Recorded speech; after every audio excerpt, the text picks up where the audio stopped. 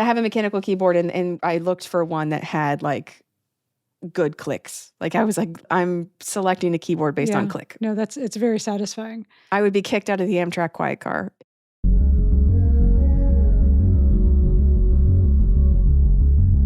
Hello and welcome to Optimist Economy. I'm Kathryn. I'm Robin. On this show, we believe the U.S. economy can be better, and we talk about how to get there one problem and solution at a time.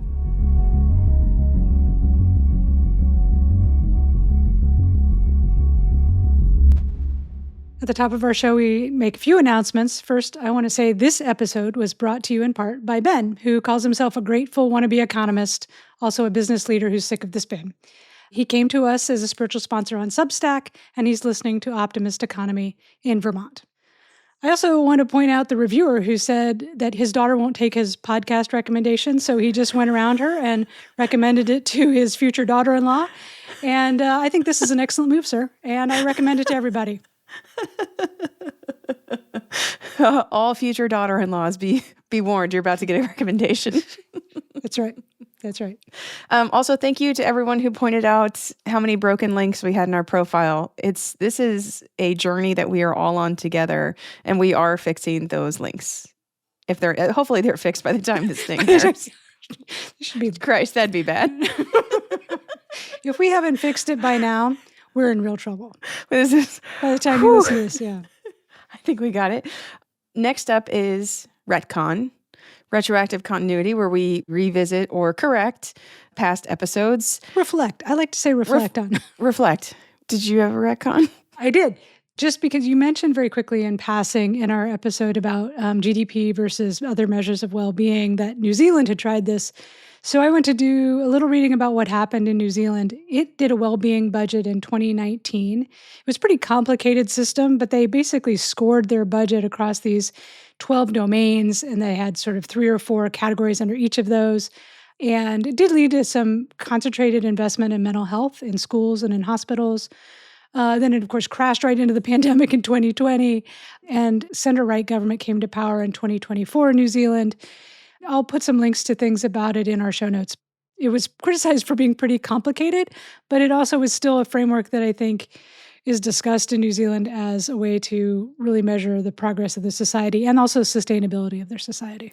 Measurements don't have a one-and-done effect. It's hard to get people to understand a measurement, to expect it, to have like a reasonable sense of what's good and bad. And to see the trend lines and have a track record of it being valuable. Yeah, that's hard. That's hard to do. So kudos to New Zealand. I had a bunch of retcons about boys. Here's a surprise. Boys and men. As we're recording, the episode is the most recent to publish. And we had a few notes that I think are worthy of airtime. The first is that at no point during the episode do we say boys to men. And I understand that listener is, you can't be more disappointed in me than I am in myself. Are you going to sing a song? I could sing a lot of them, and at least for one of them, I could try to do the dance and probably injure myself. But yeah, that was an own goal. Okay. Apologies to our listener base. The second was that someone reached out to me over DMs to say that he loves video games and they get a really bad rap. And he's been through many eras of like, and now here's how video games are ruining society.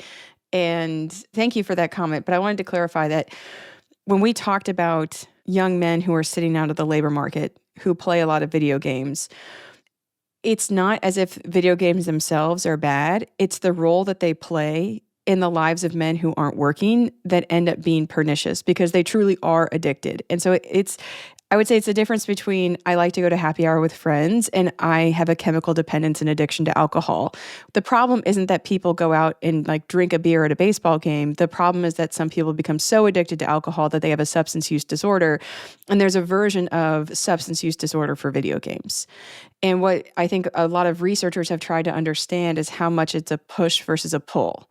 Like, is it that you can't find a job and so you take solace in video games, or that you are addicted to video games and then that pushes you out of the labor market because you frankly just don't want to work because you are addicted? So that's not to say that any gamers out there that I'm trying to like throw shade on the consumption of leisure, as we economists would say. Like, it's your happiness, man. Go out and consume it. But for some people, it's a hindrance to living a full life because it becomes an addiction. Same thing with gambling. Like, there's lots of people who can bet on something because it's fun, or they happen to be in Vegas, and so they're going to bet on a sports game, and it doesn't lead to them taking out 6 mortgages on their home and like losing their family. So all these things, these behaviors have degrees. And what we wanted to bring up was that men have addictions to these at much higher rates, and it's associated with not being in the labor market, as well as really poor mental health, really poor physical health, really deep levels of unhappiness. Yeah, I think video games, especially now with mass multiplayer online video games too, they can fulfill a spot in your social life and fulfill a spot even in your day-to-day behavior that you would normally get from a job, so that some of the non-financial motivations for going out and finding something to do with yourself go away. Yeah.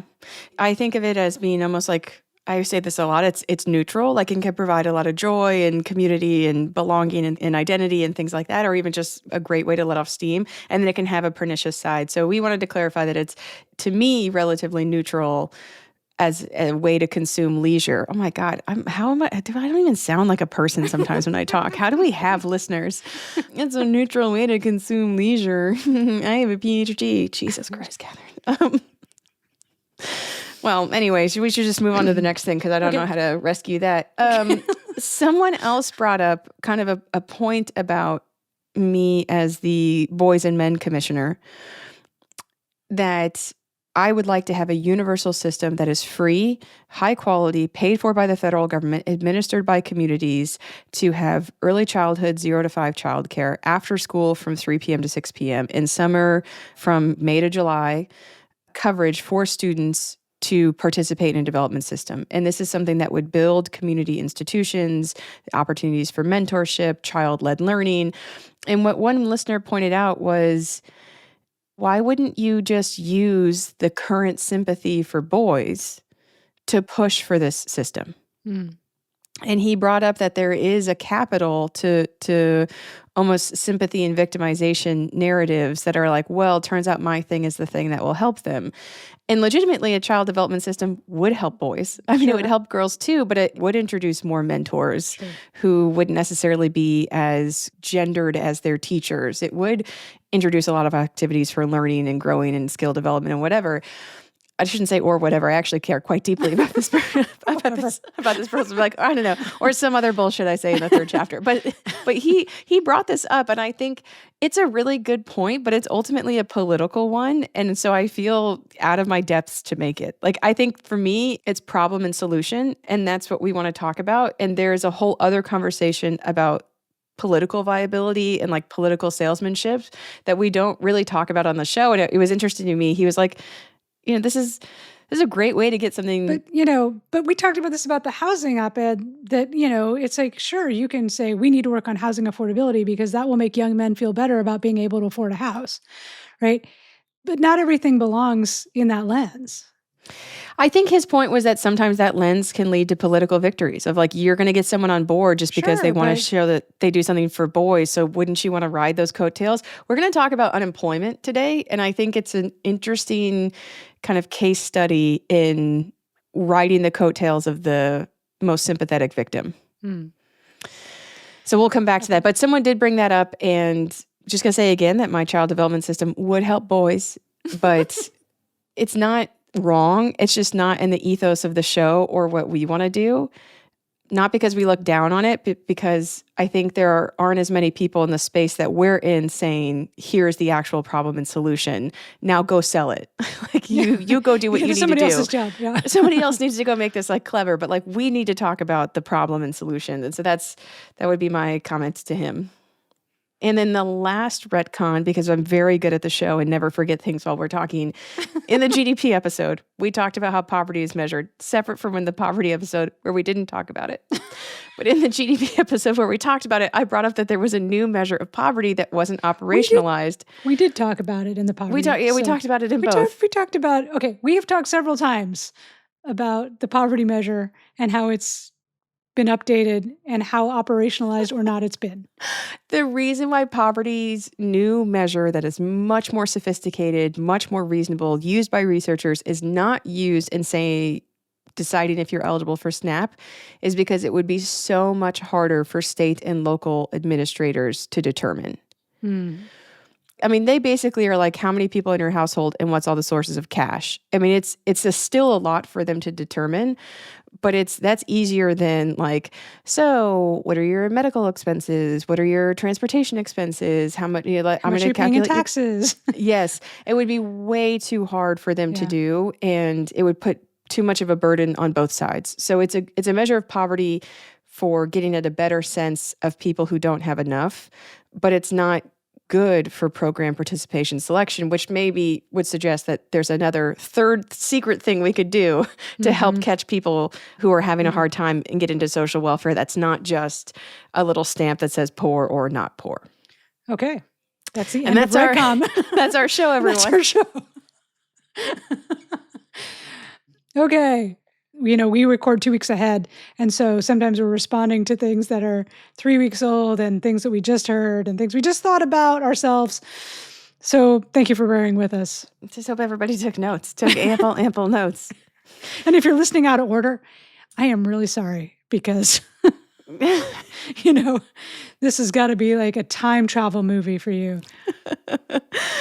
Our next segment is terms and conditions. And conditions. Yeah, and speaking of terms and conditions, sometimes we call them segments, and sometimes we call them chapters, and sometimes we call them pilcrows, and you'll never know which one we're going to use. Just be surprised. Be surprised every time. We're going to go from a segment to a pilcrow, everyone. Terms and conditions. I have to shout out listener John Luther in Schuylerville, New York, who came up with the perfect answer to our challenge of what do we call politicians that are being forced into retirement as per our executive orders of having retirement ages for elected officials and judges. He says that they're gray goose.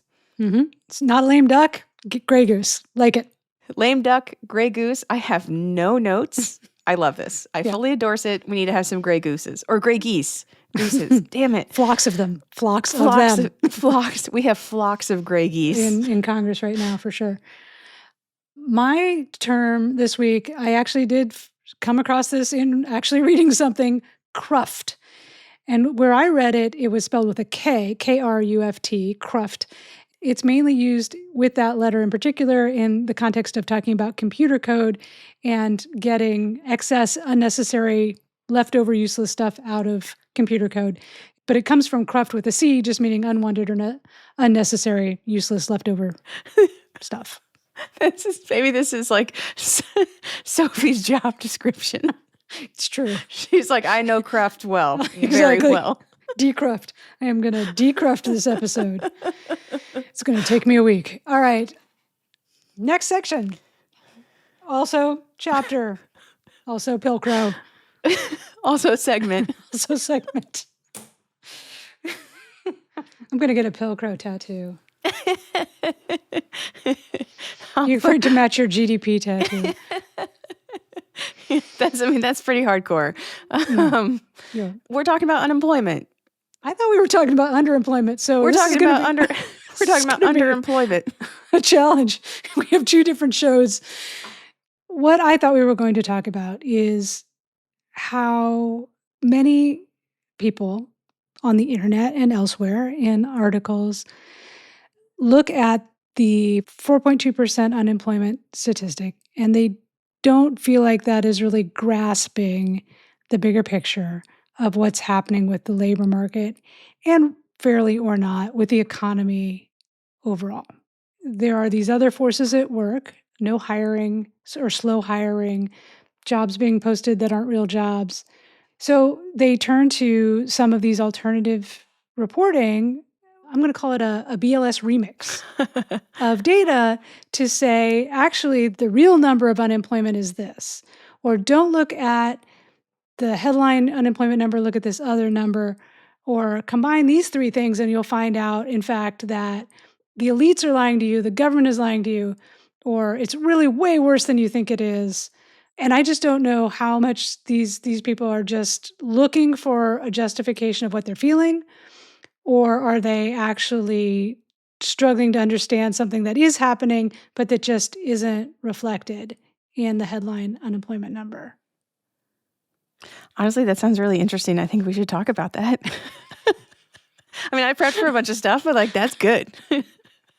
We should say first and foremost that if you are struggling and someone tells you the economy is fine, that sucks. Like, that's And you don't basically, believe them. yeah, you don't believe them. And they're basically saying either they're lying or you don't matter. And it's not even actually just you, it's your friends, your kids, your family. I think that the same way any sort of social thing filters through to your personal experience, whether it's addiction, suicide, but joblessness is the same thing, that you may not be jobless, but you feel the joblessness of people around you. Yes. And that's tough because, I can say with certainty the unemployment rate is not wrong. It's not a lie. And it is one of the paramount indicators of how well our economy is doing. But at no point in our economy is the unemployment rate a prediction that everybody's doing well. I think that once you tune into it, you sort of see it everywhere, right? Like just this weekend, I was at the gym and I was talking to the woman in the locker next to me. She's been looking for a job since February, just landed a job. It's completely not what she's done in the past. She's starting over at kind of at the lower rung. Then I go to buy a jacket and maybe I shouldn't say that. They're not a sponsor. They're not a sponsor, so I went and bought a jacket somewhere to be named. I went to buy a jacket, and the person checking us out, somehow it came up that we had gone to the same university, and she'd graduated, and I thought, and there she is, and she's working retail, and was sort of uncomfortable telling me that. So once you tune into it, it's like when you buy a car and you see your car everywhere on the road all of a sudden. And, Yes. and I think people have tuned into the economy isn't great, and they're looking for affirmation of that. And it's tough because the economy, it's never batting 1,000. It's never like, yep, it's great for everyone all of the time. And if the unemployment rate is below 4.5%, then everybody is having a great time in it. Like, that's never been true. But the way that the economy can be underperforming is really nuanced. And it varies over time. Like, I would say that we're in a weak economy, and I've never seen an economy look weak the way that this one does. Really? Yeah, this is an incredibly unique time period in the U.S. economy, and it's not. We don't see this that often. We're waiting in uncertainty, and I can talk more about that. By the time this airs, though, it'll be like overtaken by events. So I don't want to talk too much about like just the economy today, but like really rather talk about how these feelings that people have that the economy, the big statistics don't reflect them is valid, but that doesn't make the big statistics wrong. And I think I'm kind of two minds about it, which is on one level I get like a little miffed because I'm like, y'all, we measure all that. Like, you're like, you know what you should measure? People who want a job. Work. Yeah, people who are working part-time but want a full-time job. Absolutely measure it. Maybe we should measure people who want a job, but they just haven't looked this month. Also measure that. Like, maybe you should come up with a different unemployment rate. Yes, have one. It's called the underemployment rate. We have all these measurements. I think the reason why they don't get as much attention is in part because they're not as big as maybe people would believe. Those subsets of the subsets of people, yeah. I think on some level people want a different measure because they're looking for validation. Yeah. And those measures exist, so it must be the case that they're not getting validated from them. And that's really hard because this is really getting at the emotions people have with their economic livelihood and not just like the statistics. So I think part of me is like, y'all don't realize that you're sleeping on the BLS, and you should not. They measure so many things. The BLS is a hero, and we have all these things that we measure. And then at the same time, a lot of the things that we don't measure that people get really like also have strong feelings about, we don't measure them for a reason. And it's because it would be a really uninformative and unhelpful statistic. And that's also really harsh to tell people. Yeah. So I'm of two minds. I'm very sympathetic for people who are having a hard time. But as we've said so many times on the show, if you do not correctly diagnose the problem, you will not find the solution. And a huge problem with a lot of these, like, well, we should measure it this way, is like, that would not get you to where you want to go. Mm-hmm. What are you talking about specifically? Well, there's this one measure called the true unemployment rate. And true, like not false? It's TRU. They call it the true unemployment rate. And it's a think tank or an institute. They construct it. And they, of course, they use all the BLS measures. And then they compile it into a new statistic, which they say is TRU unemployment. And I think it's worth noting that I would be nicer if they didn't call it true, because that kind of implies that the unemployment rate we have is false. It's false. Sure. And I was like, yo, that is slander on the BLS. Do not libel the BLS. You do not libel the BLS in front of me.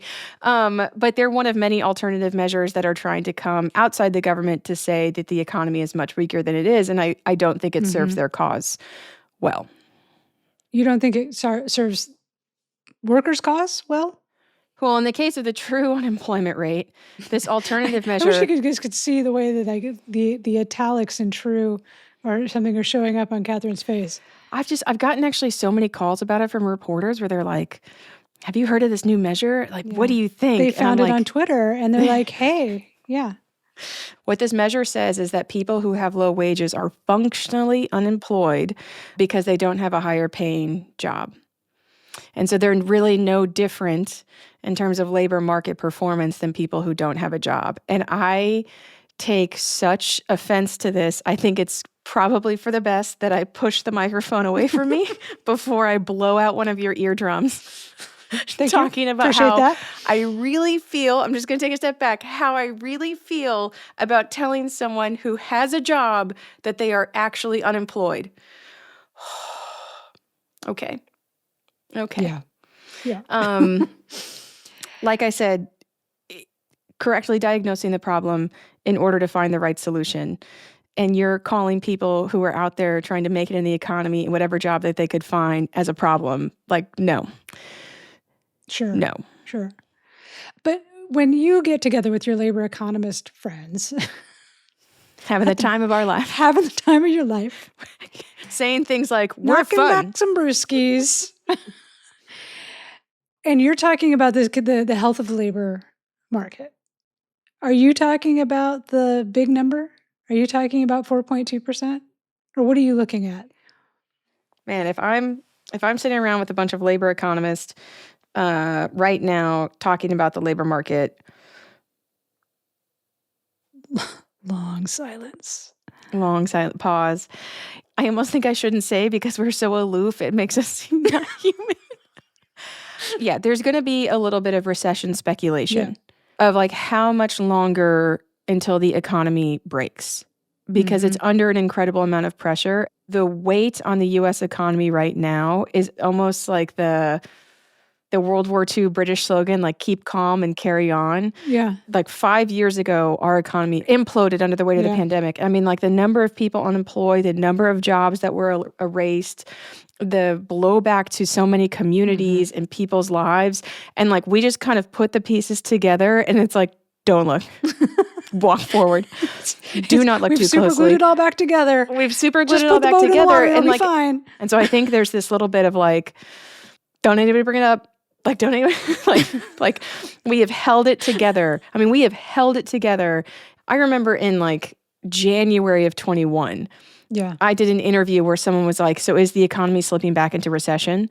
And then the next year of like, well, workers are doing so well, we must have held off that recession. And the inflation hits and it's like, well, we're probably going to dip into recession. And it is not normal in the U.S. economy to spend a half decade going, is it now a recession? Actively wondering if the recession is going to happen next month. That's not normal. These are not normal times. And so I think the labor economists, that we tend to take like the long view of what's going on with young people right now. The questions that we're thinking about are the really big questions that are raised by what's going on, and less so, do you think these kids like really can't find jobs? Like, it's really not like that. It's more like, are we jeopardizing the return to college education because we've made it too expensive? And like, now you're being met with like a generation that's really going to spurn college because they were hit on both sides, pandemic on the front end, whatever this bullshit is on the back end. You know, we're Yeah. really jeopardizing college, and that's an industry that's going to be in turmoil for the next 10 years, regardless of all of this. So I think those are the questions we would have, would be like thinking really big, not trying to deny or gaslight people's experience, but kind of put it into context of larger questions. Well, and you guys obviously know all the nuances of what the Bureau of Labor Statistics is measuring, and that it is measuring have a part-time job, have 2 jobs, and that the fact that those aren't rolled into the 4.2% is done for a reason, and you guys understand that reason. Yeah, and it's partly consistency, and that we want to be able to compare over time. And so if you keep changing the unemployment rate, you don't really know what's happening. Like one example of this is that our measure of the hiring rate, which has been so important in advocating on behalf of young people to say that hiring has not picked up. Right. Not just young people, though. That measure only goes back to 2001, December of 2001. So we don't even know. We can't compare it to, say, like the 70s or the 80s recession. We can't compare it to the roaring 90s and what a tight labor market hiring rate looks like because that measure doesn't go back that far. So we're missing some big benchmarks, and we never want to lose one. Yeah. Yeah. I will tell you that the heroes over at the Bureau of Labor Statistics measure lots of these things. So I'm just going to bring them up quickly to kind of get aside that we have measurements of them. Okay. All this information is collected through the Current Population Survey, which is a monthly survey fielded to 60,000 households that are going to yield about 100,000 individual responses. You can divide everybody in it into 3 groups of people: employed, unemployed, and not in the labor force. So if you're employed, you have a job, you're being paid, and you're at work. If you're unemployed, you don't have a job, but you had to have looked for a job, done something to apply for a job within the last 4 weeks. And then not in the labor force is everybody else, meaning that they're not working and they didn't look for a job in the past month. And that's where we get the employment rate, the unemployment rate, the labor force participation rate. That's all off of this official measure. But for underemployment, you basically peel people off of some of the other groups. So of people who have a job, you're going to have people who say that they're working, but they don't have enough hours. And this is called part-time for economic reasons, sometimes called the PETers. And the PETers are people who are part-time either because they reported they were looking for full-time work but only found part-time work, or they have a job and they're only getting part-time shifts.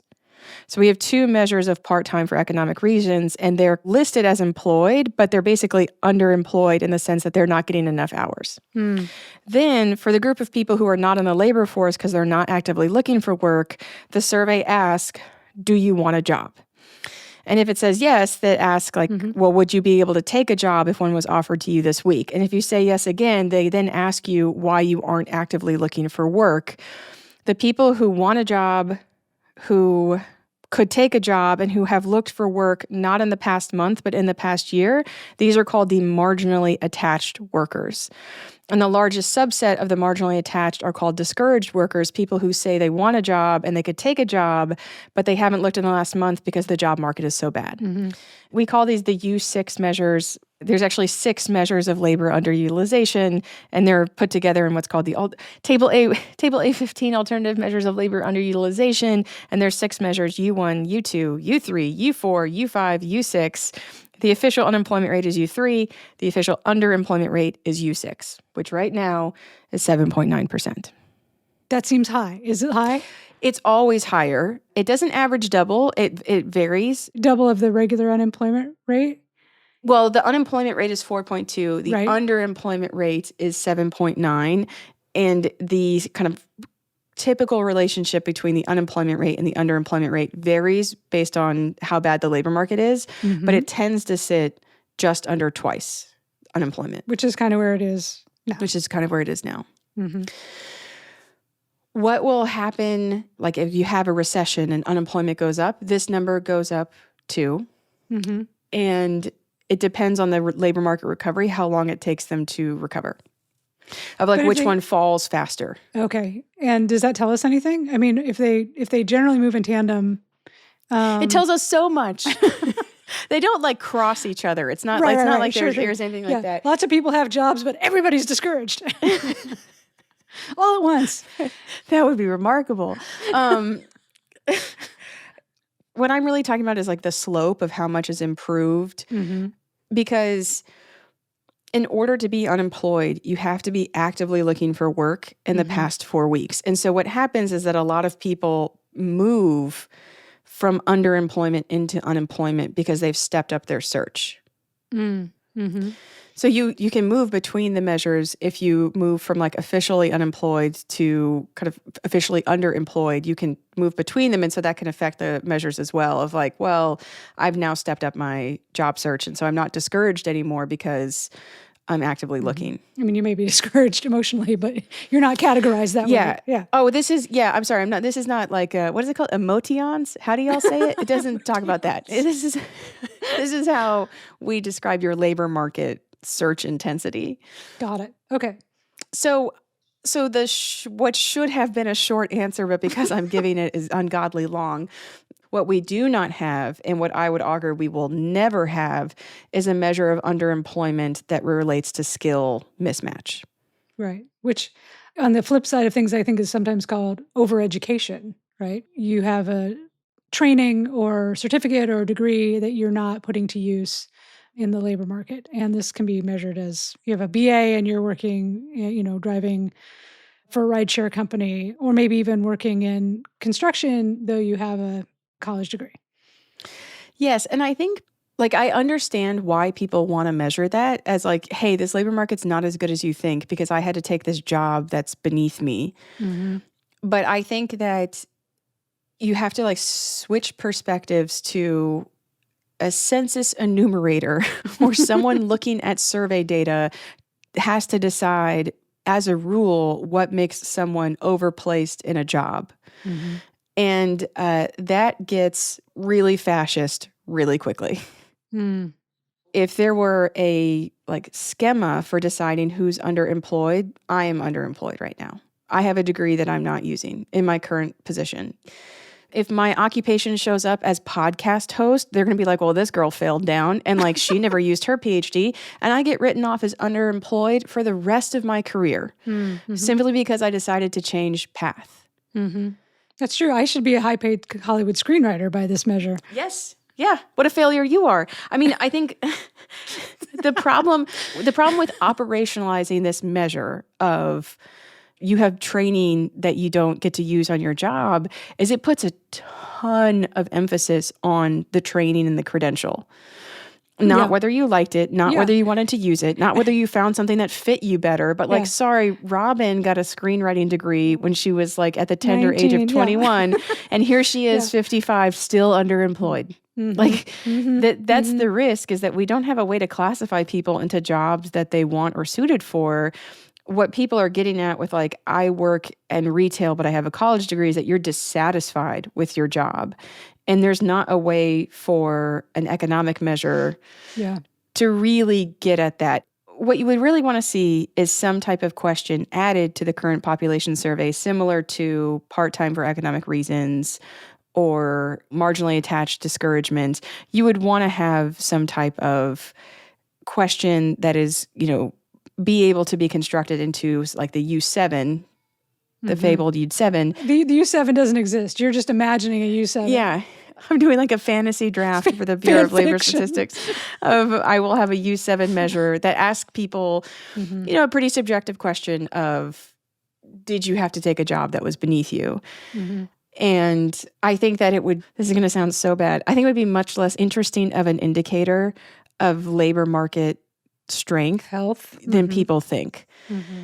And I think what it would end up showing you is a different... 30% of people are always dissatisfied with their job. Or that there are a lot of people of color or women who are shunted into positions that they are overqualified for because there is rampant discrimination in the labor market, which we have very good evidence and proof of. And this is a manifestation of it separate from how we typically measure labor market discrimination. This would be a way to consistently measure labor market discrimination. And in fact, a lot of people have used the current population survey to glean essentially to what degree this occurs, and it would fit as a good measure, but I don't think... But it'd be a measure of discrimination, not a measure of impending recession or slow recovery. I think it would serve probably more as a measure of labor market discrimination and less as some type of indicator. I understand that if the labor market's not doing well and you end up with a job you don't like, you feel like you're being ignored, or that your situation is so much more dire, or that you are the bellwether for an economy that's failing. I don't know how to say quickly that it's probably not true. I'm so sorry. Because people end up in different jobs all the time. Yeah. And people take jobs that are beneath their skill level, or people get credentials that they or people get credentials that they don't like, or that they don't want to use. Yeah. I think it's also interesting because we push so hard for people to get degrees that are really career track. And you're making some decisions like a BFA in screenwriting, that maybe you realize pretty quickly are not really the path for you, but you still got to get the heck out of college in 4 years. It's funny, when the unemployment rate was developed, like in the 30s, people brought up that they weren't being seen by the unemployment measures. And it comes up almost every recession of like, you're not counting correctly because I'm hurting and I don't count. It always comes up. I think it's like as like foundational a component of the unemployment rate that it both is an incredibly powerful indicator of how our economy is doing, and it doesn't cover everything. And for the people who feel like they're not counted, I'm deeply sympathetic, because I think unemployment's origin story is a little bit like a kind of a twin narrative that, like, kind of like GDP, it's the 30s, we're in a depression, and we don't have a measure of the unemployment rate. We should probably get one to figure out if our economy is recovering. But at the same time, the early days of the unemployment rate were often like social workers and advocates on the ground trying to come up with a measure of labor market slack in order to advocate for better policy for people. And so it's always had this dual role of the government trying to get a sense of what the economy is doing, and people on the ground trying to advocate for better policy and attention to their own cause. Yeah. I don't know. I don't want to be one of those people that's like, you know what, Sonny Jim? In my day, we had to invent the unemployment rate to get people to pay attention to us. But there is an aspect of like, we don't realize that it was its own type of social progress to get the federal government to measure it in the first place. Yeah.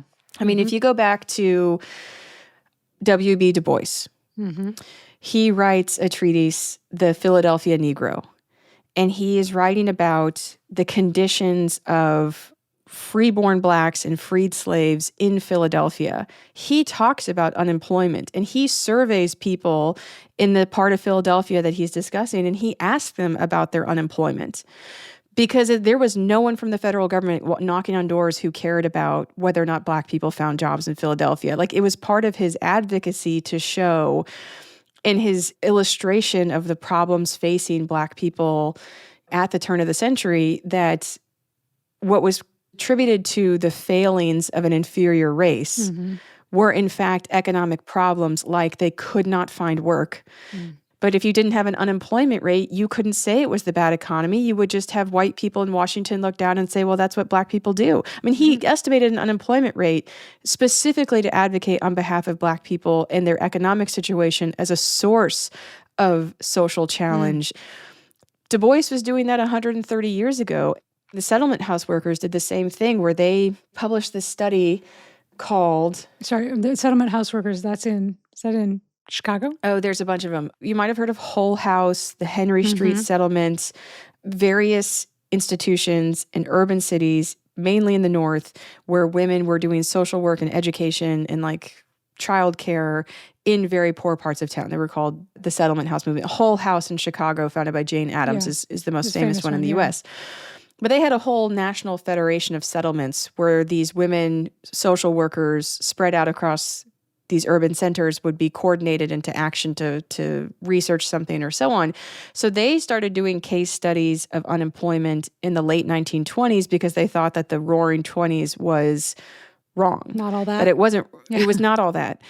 And they interviewed 150 people about unemployment to try and illustrate that unemployment is something that happens when the economy is good.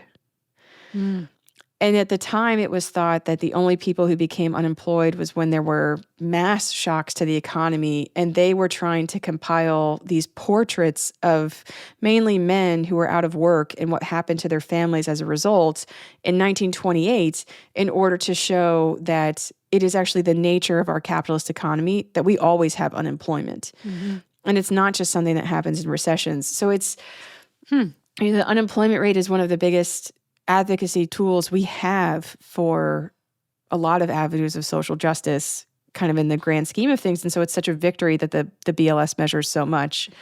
So when do we actually didn't start measuring unemployment regularly until sometime in the Great Depression? Is that right? Yeah, in the 30s. So the Census Bureau had added questions that would kind of get at unemployment as early as the 1880 census. Mm-hmm. It was not like what we would think of unemployment today, but they did start asking about this notion of that like people could be working but not at work. Mm-hmm. And they asked it in every census of 1880, 90. I want to say 20 was the one that they were like, well, we don't need to do it anymore because the economy is amazing. And of course, there was a recession in 1920, and they didn't ask about it. And then they picked it back up in 30, and the census in 30 was like, the unemployment rate's 5%. And people are like, what? On earth?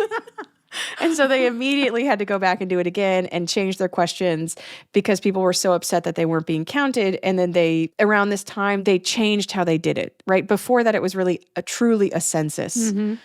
But with advances in statistical methods, they realized they could do a survey and then estimate the national rate based off of a subsample of the population being surveyed. And so they, over the course of like 31 to 37, they start refining their methods, putting out a bunch of censuses and surveys and samples, and come up with what will become the current population survey. Does the current population survey's origins, are they actually in unemployment? Yes. Because we ask so many things about like homeownership and income levels, and I don't know, there's like a gajillion questions in that survey, and its sort of foundation is people being out of work in 1930. Yeah, it was started as the monthly report on the labor force, and it was fielded in 1939, and that was the result of like 6 years of different experimentations and surveys to estimate the unemployed. Over the course of the 40s, it goes through a bunch more changes, and it becomes what we think of as the current population survey. We have a historical unemployment rate measured identically in terms of methodology going back to 1948. Is that atypical in developed economies? A lot of other countries liked the way that we did it, and so they adopted it. Mm-hmm. But I mean, the Depression, we just didn't have it. And what's crazy is that this is absolutely a failing of the economics profession. Economists at the time didn't really have like a theory of unemployment. It was just like in work, out of work. And it was really social workers and government bureaucrats and statisticians who were out like raising the idea that you could have an able-bodied person who could not find a job. And it's not that economists didn't understand that it exists. They just didn't have a framework for understanding where it came from. Really? Yeah, I mean, it was a really new profession. Yeah, I mean, I guess you've said that before, that like economics as a profession really only kind of starts in the early part of the 20th century. I think the founding of the American Economic Association is 1885. Mm-hmm. And we didn't have the same kind of like constructs of looking at the world. I mean, economics is very much a like start from theory and work back to reality. Mm-hmm. And it was people who lived in reality. Who were like, hey. Yeah. But yeah, I mean, like when the unemployment rate was established, people hated it. So I thought I would read like you. What kind of people? So one of them was a guy who was an economist. He said, the single all-use measure of the Works Progress Administration is not unemployment at all, but some magnitude of illegitimate conception with courtesy title. The father of the magnitude is more likely to be statistical expediency than economic theory, social philosophy, or even government policy. Put into today's words, you just came up with something you could measure. It doesn't mean anything.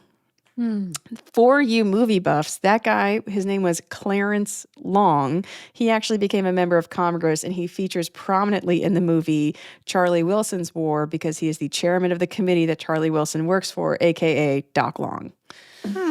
If you love Charlie Wilson's War, which I think is an underappreciated movie. I don't think I've seen it. I should go put it on the list. Really? Right after Troop Beverly Hills.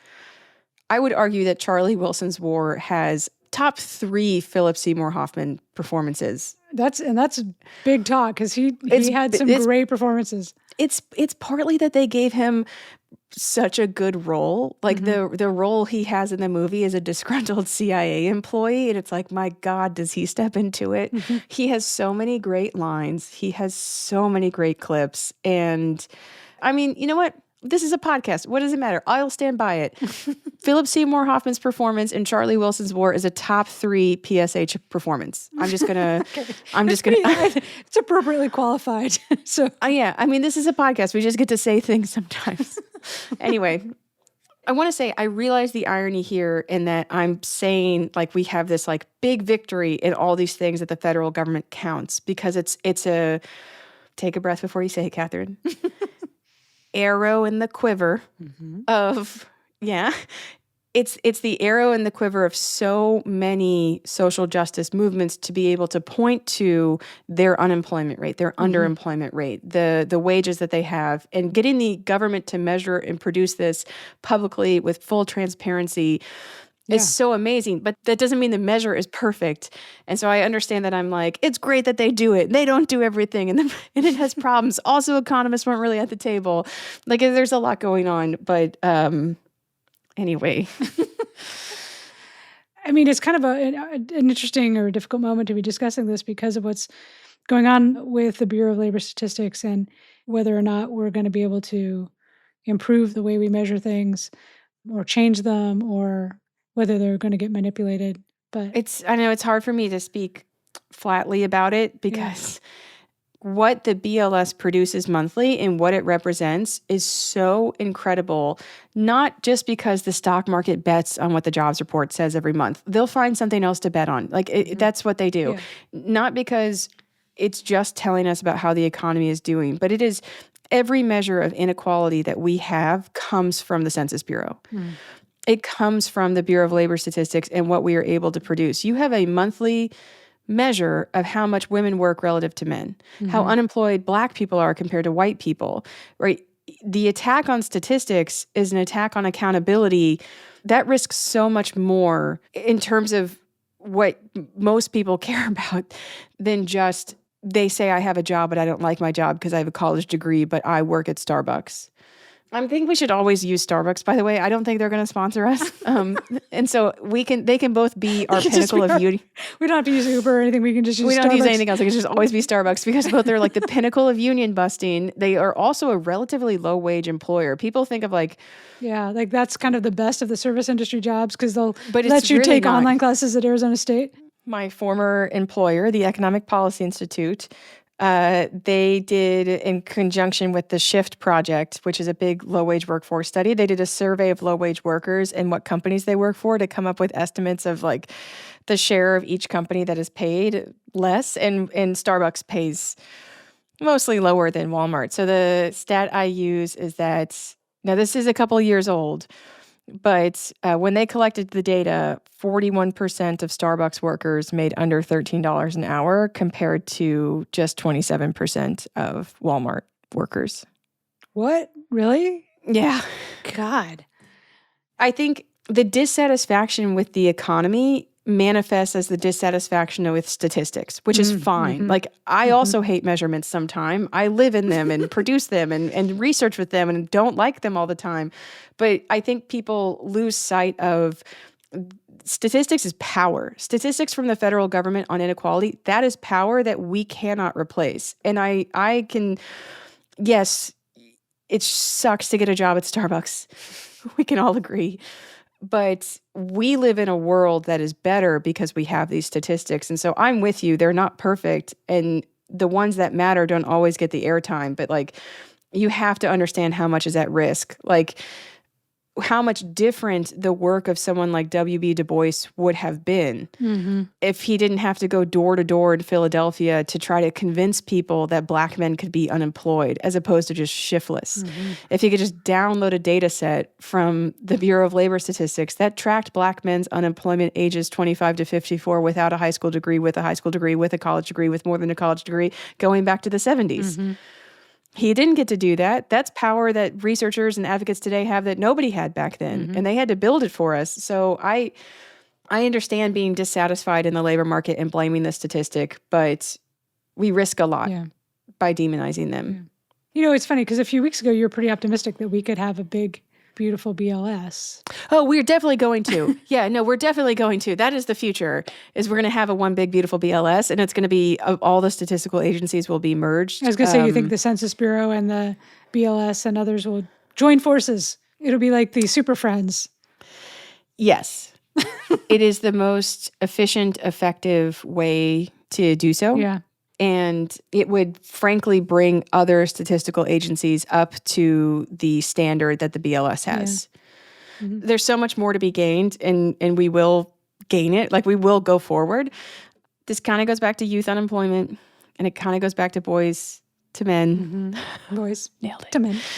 Boys to men, that I think that it can be hard to know that what you're struggling with is just the economy overall and not something specific to you.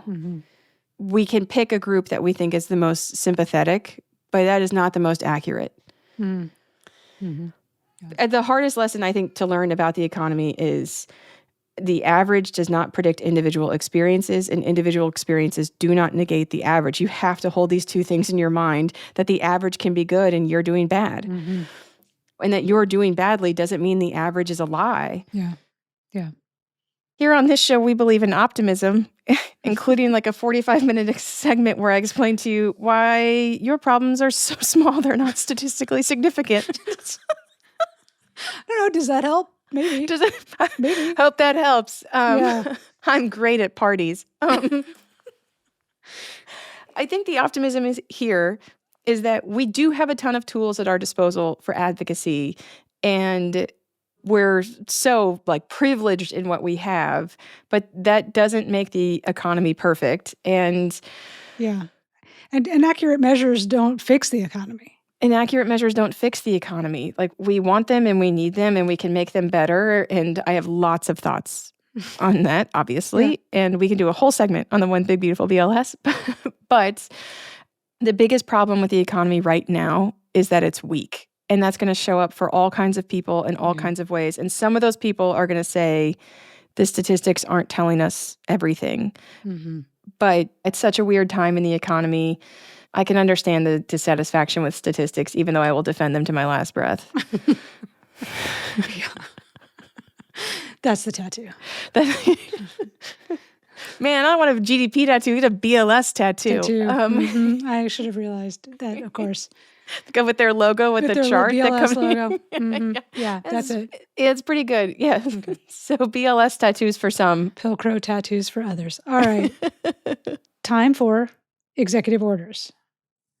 Kathryn, what's your executive order? This is also a throwback to the Boys and Men episode. Listen, Jane Austen turns 250 this year, and so there's a lot of Jane Austen movies being remade, and I am in full support of that. I could not be happier about it. I think it's good for society. I think it's good for the world. For society. But I do think that we need to have regular remakes of Lady Chatterley's Lover. Really? Because that is a story about a rich lady married to a wealthy industrialist, and she leaves him for a less educated man of the earth, Oliver Mellers. And we just don't have many stories about women dating men who come from a lower class than them. Oh. And in the book has a ton of sex in it, which is fine. But it was more shocking at the time because she leaves, spoiler, she leaves Lord Chatterley for the groundskeeper. Lover, It is in the title. Some people would say that Oliver Mellers is a himbo. I don't know if I would agree with that. He's a man of the earth. I couldn't be a groundskeeper. He has his own skill set. But yeah, we need to remake Lady Chatterley's Lover with regularity, different settings, different time periods, but the same idea that sometimes the rich guy who makes a lot of money blows and is cruel, and you're going to want to go with the salt of the earth blue-collar guy. That sounds good. My executive order, actually, I'm endorsing one from a guy named Brian in New Jersey, who says, if a business has double doors, both doors must be unlocked and available to use I'm tired of one door being locked. You're just causing a bottleneck. I can't tell you how many times I have just like been brought to a complete halt trying to go in a door that is in fact locked, which just makes me look like an idiot. And it happened to me last weekend at a taco restaurant that will remain nameless, but For now. because I do like their tacos. Yeah, Brian, I'm with you on this, and endorse. Anything that makes me feel like less of an idiot as I wander through this earth. Please. It's just Help me out. Can we do that? Help me out. Can we do that, please? Can I not nearly sprain a wrist trying to like walk full speed into this door? Okay. Spiritual sponsors. Spiritual Who's your sponsors. spiritual sponsor this week, Kathryn? My spiritual sponsor this week is the drum line at Houston-Home Games. They have a drum line. They have a drum line. Yeah. If you've gone to soccer games in the United States, you know, it's pretty typical to have a fan section that includes a drum. Some drummers, yeah. Yeah, 1 or 2 drums. Yeah, this was like a coordinated drum line. It wasn't like 15 people. It looked closer to 6 or 7. They did lean hard on Poison. Dun, dun, dun, dun, dun, dun, dun, dun. But what I will say that what blew my mind is like not that long into the game, one of the Dash players gets a breakaway, and this drum line steps up the beat. So it's like a rising action soundtrack to what is happening in the soccer game. And I was like, my little brain cannot handle this. And my husband, he's a musician and was in orchestras, he was like, these guys are good. They are very, very good. We moved to sit closer to them. My spiritual sponsor is the Houston Dash Drumline, and I appreciate the professionalism, the nuance, the subtlety, the highs and lows. Yeah. Oh my God, it was so good. My spiritual sponsor this week is summer fruit. We're at peak summer fruit season. And I mean, I had life-changing peaches from the Hollywood Farmers Market last week and raspberries. It is not the cheapest fruit you can get, but it is life-changing fruit. And we come back with just bags of fresh produce. And I'd give up chocolate in a heartbeat if I could just have fruit like that every day. I feel that way about bread. Like fresh baked, really good bread. Yeah. Bread's my favorite food, so I think that makes, but. Bread's good too, but it's no peach. Okay. Throw down. This is how it all ended. We almost had a full season in the can. And then we began to fight about food. Thanks again for making it to the end of the show. Thanks again for making it to the end of the show. Tell us what you thought at optimist.economy@gmail.com. Visit us at optimisteconomy.com. Send us messages, comment on the videos. Let us know what you think. We love being in conversation with you, but we need to give just an incredible snap out to Andy and Sophie. Y'all listen to this episode and you have no idea how many times my child came in and interrupted us, sobbing. And that's because they're professionals and I am not.